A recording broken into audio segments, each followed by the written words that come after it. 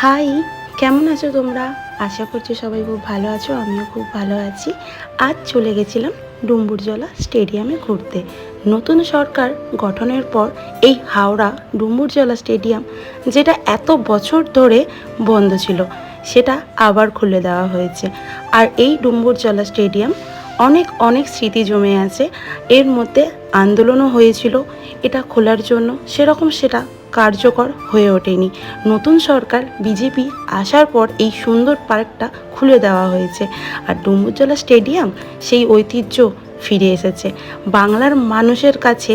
আর অন্য কোনো জায়গা নয়, এখন শুধু ডুম্বুরজলা স্টেডিয়ামে বিকালবেলাটা, যেহেতু সন্ধে হয়ে গেছিলো, সেই কারণে পুরো ডুম্বুরজলা স্টেডিয়ামের ঐতিহ্য কিছু পার্কের জায়গা আছে যেটা আমি ঘুরিয়ে দেখাতে পারলাম না। আর এই যে ফুচকার দোকানটা দেখছো, 29 টাকায় এক প্লেট দই ফুচকা পাওয়া যায়। সেটাও আবার আমার বোন ইনস্টাগ্রামে পোস্ট দেখে বলে, দিদি 29 টাকায় এক প্লেট দই ফুচকা পাওয়া যায়, চল ট্রাই করে দেখি। কিন্তু অনেক লেট হওয়ার জন্য শেষ হয়ে গেছিলো, তাই আমরা নর্মাল ফুচকা খেয়েছিলাম।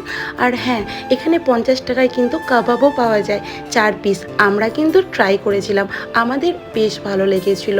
রিজনেবল প্রাইসে 4 পিস যথেষ্ট ভালো টেস্ট ছিল, তোমরা ট্রাই করে দেখতে পারো। তারপর চলে গেছিলাম এক চেনা পরিচিত মামার দোকানে।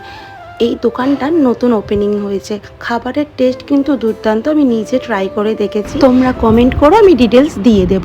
তোমরা কিভাবে এই ডুম্বুরজলা স্টেডিয়ামে যাবে ডিটেলসে জানতে চাইলে আমায় বলো। টাটা।